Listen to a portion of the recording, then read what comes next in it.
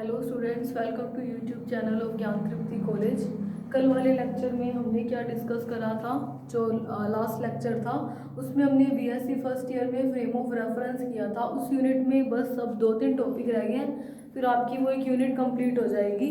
तो हमने कल जो टॉपिक बीच में ही हमारा रह गया था वो था कोरियोलिस फोर्स। मैंने आपको बताया था कोरियोलिस फोर्स क्या है। उसमें मैंने इस तरीके का डायग्राम एक बनाया था, या फिर उसका दूसरा नाम क्या था, रोटेटिंग फ्रेम ऑफ रेफरेंस के कोऑर्डिनेशन ट्रांसफॉर्मेशन इक्वेशन निकालनी थी।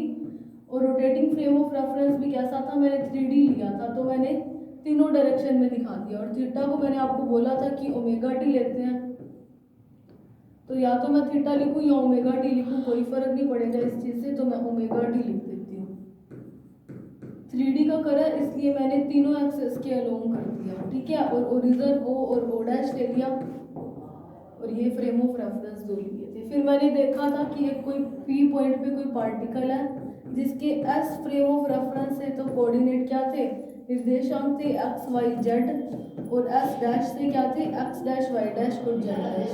मैंने मान लिया कि ओ से पी की डिस्टेंस ओ पी जो है वो आर है, और ओ डैश पी क्या है, वो आर डैश है। और इस डायग्राम से, इस ज्योमेट्री से क्या पता चला था कि आर कैसा है, आर डैश के इक्वल था।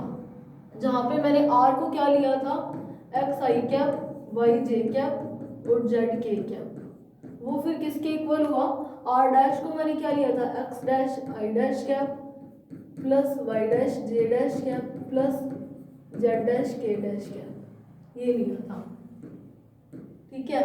और यहाँ से मैंने क्या किया था, डिफरेंशिएट करके इस वाली इक्वेशन को मैंने वेलोसिटी निकाली थी, जो कि क्या था, v dash plus omega cross are vector.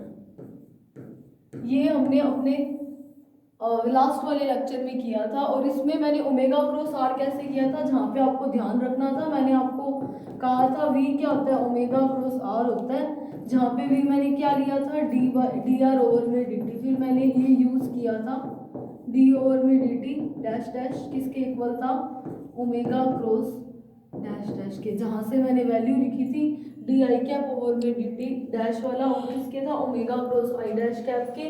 फिर मैंने वहाँ से x dash y dash z dash का अंदर मल्टीप्लाई करके ये टर्म बनाई थी।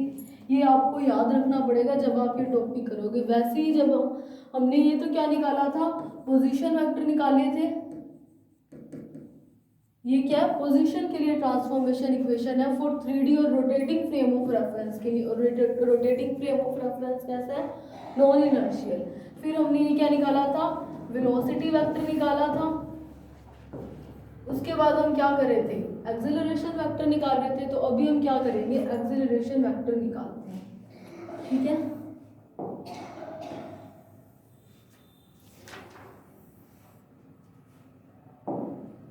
तो अभी हम क्या कर रहे हैं, त्वरण सदिश, त्वरण के लिए रूपांतरण समीकरण निकाल रहे हैं रोटेटिंग फ्रेम ऑफ रेफरेंस के लिए।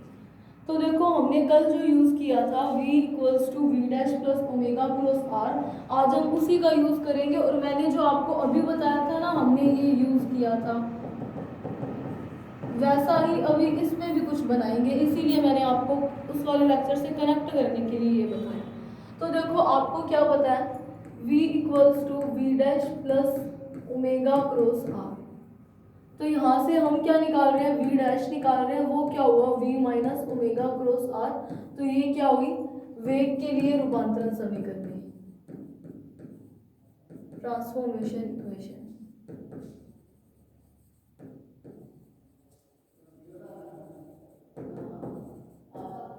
वेलोसिटी के लिए। तो देखो अगर आपको ये पता है कि v equals to v dash plus omega cross r है, तो इसका मतलब क्या हुआ, मैं इसको ये लिख सकती हूँ,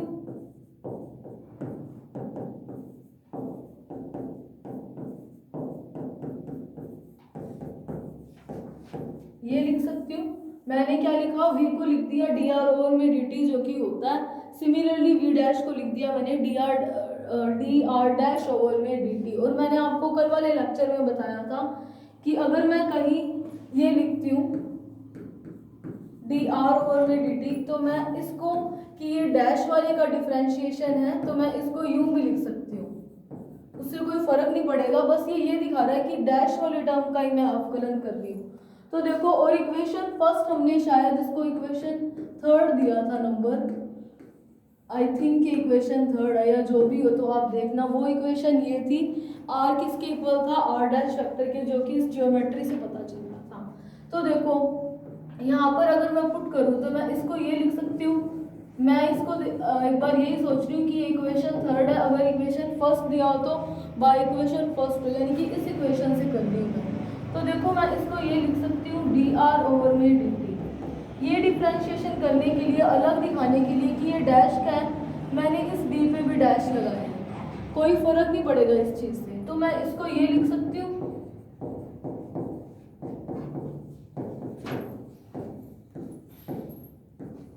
आर की जगह आर डैश लिख सकती हूँ ना इस इक्वेशन से, तो ये इक्वेशन मैंने यहाँ यूज कर दी। तो जैसा मैंने उधर बनाया था वैसे ही इधर भी बन रही है ना एक टर्म कि d by d T dash dash equals to omega cross dash dash, यानी कि यहाँ जो टर्म होगी वही यहाँ होगी। वैसे ही देखो सब में आर आर आर सेम आ रहा है, तो मैं इसको भी लिख सकती हूँ डी ओवर में D T dash dash dash equals to D dash over में डी टी। डैश क्यों लगाया, ये दिखाने के लिए कि ये वाली जो थी वो डैश वाली टर्म का डिफरेंशिएशन था, dash dash plus omega cross, जो भी टर्म हम सब में लेंगे वो टर्म वहाँ आ जाएगी। ऐसा बनाने के लिए मैंने यहाँ पर ये बना दिया। तो जैसा एक रिलेशन आपके पास वो आया था वैसे ही एक रिलेशन ये आ गया। तो इस वाले में हम इसको यूज करते हैं। हम क्या निकाल रहे हैं, एक्सेलरेशन के लिए ट्रांसफॉर्मेशन इक्वेशन निकाल रहे हैं रोटेटिंग फ्रेम ऑफ रेफरेंस के लिए, वो भी 3D में। और इसका एक और नाम आ सकता है, वो क्या, कोरियोलिस फोर्स। तो कोरियोलिस फोर्स का फॉर्मूला बनेगा, वो भी बन जाएगा।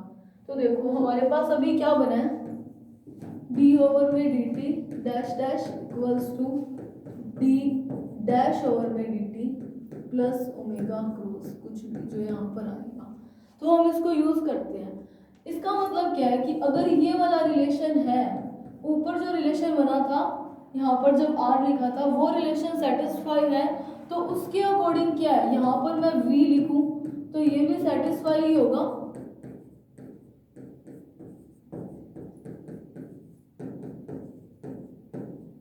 इस वाले रिलेशन से मैंने डैश की जगह वी लिख दिया। यहाँ पर जब आर लिखा था वो रिलेशन सेटिस्फाई हुआ था, वैसा कुछ बनता है तो उसके अकॉर्डिंग यहाँ पर सब जगह मैं वी लिख दूं, तो ऐसा भी कुछ बनना चाहिए। तो इससे हमें क्या पता है, और वी नो दैट मत लिखना, ये लिख देना बाय इक्वेशन। आई थिंक वो बाय इक्वेशन, मैं इक्वेशन ही लिख देती हूँ। हमें ये वाली, आप इसका नंबर लिख देना कि हमें ये इक्वेशन पता है, शायद ये फिफ्थ थी तो फिफ्थ थी या जो भी है, इसको वो नंबर दे देना, ठीक है। तो मैं इस, हमें क्या पता है v की वैल्यू क्या है, v dash plus omega cross r. तो इसका मतलब मैं v की वैल्यू यहाँ पुट कर सकती हूँ, इसको दे दो equation number 6 by equation fifth and sixth. I think ये फिफ्थ थी तो मैंने फिफ्थ लिखा, अगर कल वाले में 4 हो तो जो भी आपका नंबर बन रहा हो वैसा लिख देना। तो d ओवर में dt, v की मेरे पास यहाँ पर तो v पड़ा रहने दो, equals to d dash over में dt, v की वैल्यू मेरे पास पड़ी है तो मैं वो वैल्यू पुट कर देती हूँ। ये वैल्यू थी मेरे पास v की, मैंने वो पुट कर दी, प्लस ओमेगा क्रॉस, इधर भी मेरे पास एक v की वैल्यू पड़ी है, v dash plus omega cross r। तो मैंने क्या किया, सिंपल जो v डैश की जो v की जो वैल्यू थी वो पुट करी। तो इसको अगर मैं थोड़ा सा और सॉल्व करूँ तो क्या आएगा, dv ओवर में dt equals to d dash v dash over में dt plus d dash over में dt omega cross r plus omega cross v dash, इस वाली टर्म के साथ क्रॉस प्रोडक्ट करा, प्लस इस वाली टर्म के साथ होगा ओमेगा क्रॉस r, यही बनेगा। तो वो मैंने जो सिंपल खोल के लिख सकते थे उतना मैंने सिंपल कर दिया इसको। तो देखो इस वाली इक्वेशन को मैं अगर और थोड़ा सा सॉल्व करूं तो देखो क्या बन रहा है, अभी dv ओवर में dt को मैं क्या लिख सकती हूँ, वेग का वेलोसिटी का डिफरेंशिएशन क्या आएगा, एक्सेलरेशन आएगा। तो मैंने त्वरण लिख दिया a वेक्टर। a वेक्टर क्यों लिखा, क्योंकि ये v वेक्टर है। अभी देखो ये क्या है, डैश में है, तो मैं यहाँ पर क्या लिख देती हूँ, a डैश। इतना काम तो देखो यहाँ पर तो हो गया। और हम ट्रांसफॉर्मेशन इक्वेशन में करते क्या है, डैश वाले को विदाउट डैश वाले की टर्म में लिखते हैं। तो डैश वाला तो मेरे पास आ गया। अब मैं इसको सॉल्व करती हूँ। तो देखो अगर मैं ओमेगा क्रॉस आर करूँ और डैश वाला था, डैश वाला तो हमारे पास फ्रेम ऑफ रेफरेंस तो हम ओमेगा से ही मूव करवा रहे थे, इसका मतलब ओमेगा पे तो डैश है नहीं है, तो डिफरेंशिएशन किसका हो जाएगा, इसका हो जाएगा। और आपको क्या पता है, इक्वेशन आपने शायद 3rd नंबर दिया था, आर किसके इक्वल था, आर डैश के इक्वल था। तो देखो यहाँ से क्या बन सकता है, प्लस ओमेगा क्रॉस, इसको मैं लिख सकती हूँ डी डैश ओवर में आर डी टी, ये लिख सकती हूँ। फिर मेरे पास क्या पड़ा है, plus omega cross we dash, plus ये वाली टर्म एज इट इज लिख देते हैं, omega cross r, cross product है और वेक्टर जहां जहां सब जगह है। तो देखो यहाँ से क्या बना, A vector equals to A dash vector plus omega vector cross. अब देखो यहाँ पर डैश है और आपको क्या पता है, r vector r dash equal r dash के इक्वल है।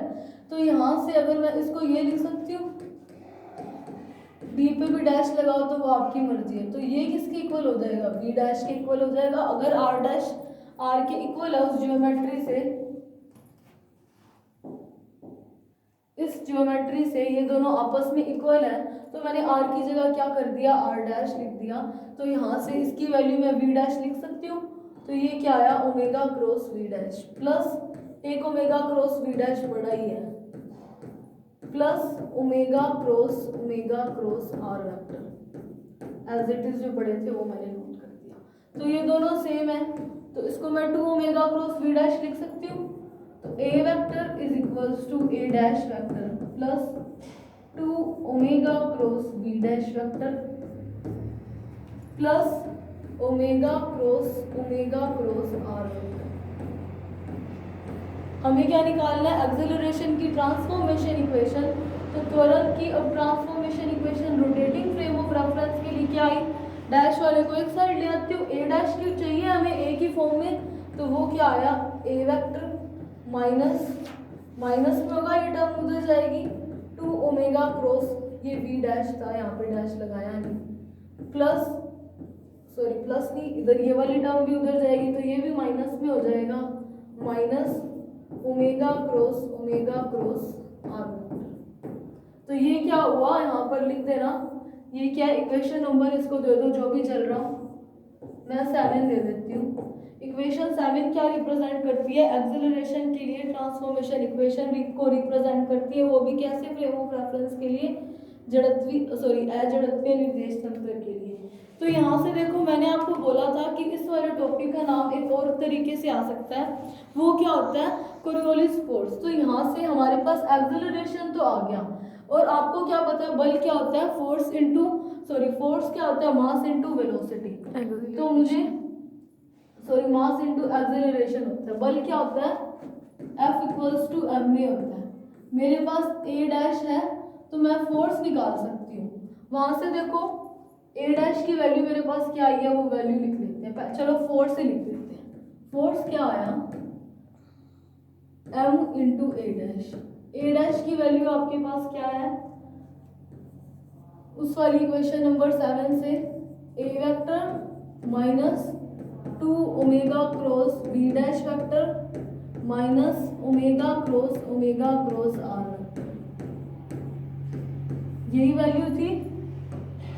ये वैल्यू इक्वेशन 7 की मैंने वहां पर वैल्यू पुट कर दी।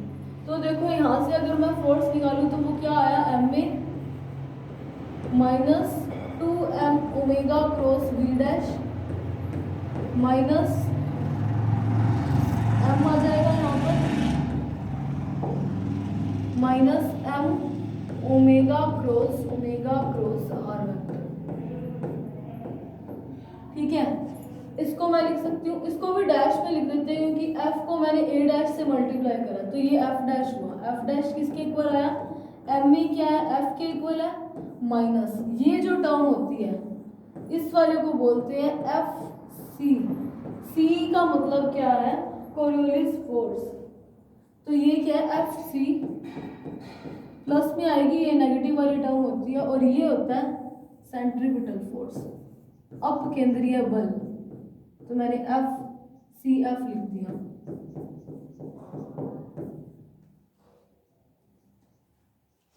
यहां से देखो ये भी प्लस में होता है। इससे क्या पता चला कि एफ सी की वैल्यू क्या है, एफ सी का मतलब क्या है, कोरियोलिस फोर्स। हिंदी में भी इसको बोलते हैं कोरियोलिस बल।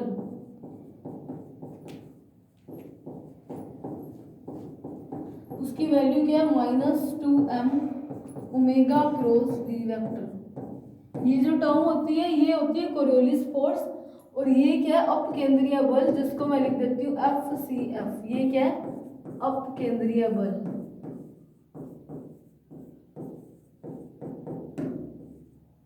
ठीक है। सिमिलरली अगर मैं एक्सेलरेशन देखूं, ये नेगेटिव टर्म के साथ है, तो ये वाला जो त्वरण होगा ये क्या है, कोरियोलिस त्वरण, क्योंकि कोरियोलिस एम से मल्टीप्लाई करने पे जो फोर्स आया था वो था कोरियोलिस फोर्स। और ये वाला कैसा हो जाएगा, इसको मैं लिख सकती हूँ ए सी यानी कि कोरियोलिस त्वरण, और इसको मैं लिख सकती हूँ ए सी एफ यानी कि अप केंद्रीय बल में जो त्वरण यूज हुआ था वो वाला त्वरण। तो अगर आपके पास आ जाए कोरियोलिस फोर्स को डिराइव करो, या जो भी कोरियोलिस फोर्स से कोई रिलेटेड क्वेश्चन आता है, या फिर transformation equation of rotating frame of reference आती है, तो आपको यहाँ तक करना पड़ेगा।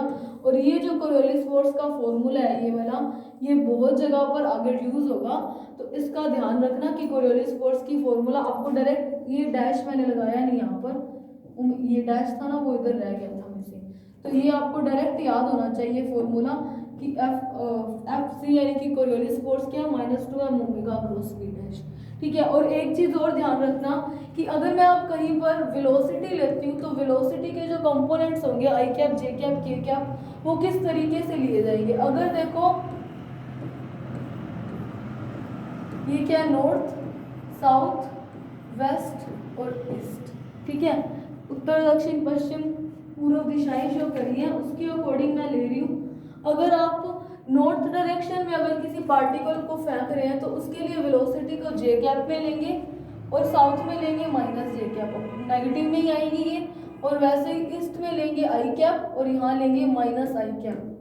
ठीक है। और अगर किसी को ऊपर की ओर उछाल रहे हैं, ऊपर की ओर अगर हम वेलोसिटी ले रहे हैं तो वो होगा के कैप, और अगर नीचे की ओर ले रहे हैं तो वो होगा माइनस के कैप। तो ये चीज ध्यान रखना, आगे मैं जब भी वेलोसिटी लूंगी अगले टॉपिक्स में तो उसमें मैं इस तरीके की यूज लूंगी। अगर मैं वेलोसिटी को नॉर्थ डायरेक्शन में ले रही हूँ तो जे कैप, साउथ में ले रही हूँ तो के कैप, सॉरी माइनस जे कैप, ईस्ट में ले रही हूँ तो वो हो जाएगा आई कैप, वेस्ट में ले रही हूँ तो माइनस आई कैप, और ऊपर की ओर उछाल रहे हैं तो लेंगे के कैप और नीचे की ओर लेंगे माइनस के कैप। तो देखो ये हुआ कोरियोलिस फोर्स। और अब देखो एक चीज और होगा, अगर मैं देखती हूँ मोशन रिलेटेड टू अर्थ, तो उसमें हम ओमेगा को एक अलग तरीके से ले रहे हैं, ओमेगा की एक वैल्यू ले रहे हैं।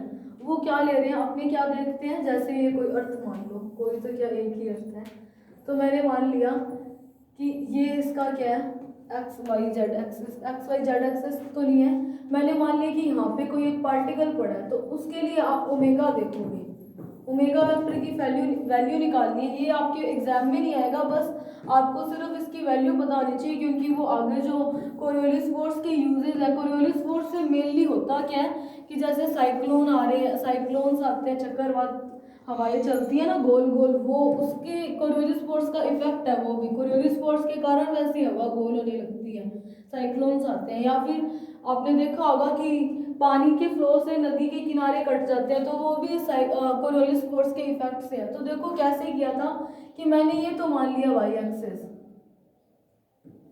ठीक है, ये मैंने मान लिया एक्स एक्सिस, ये ओरिजिन, देखो ये 3D दिखा नहीं सकती तो मैंने जेड एक्सिस को यूं दिखा दिया, ठीक है। और ये तो मैंने मान लिया, ये थोड़ा सा सही नहीं बना,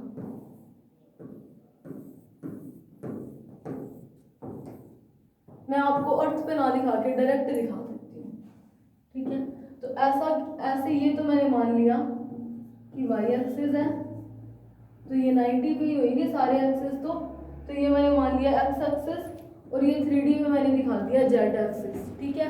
और ये क्या, अर्थ जिस एंगुलर वेलोसिटी से मूव करती है तो वो एक्सिस के किसी एक्सिस के अलोंग मूव करेगी, तो वो मैंने मान लिया ओमेगा, ठीक है। और मान लिया कि वो वाई एक्सिस से लैम्डा एंगल बनाता है।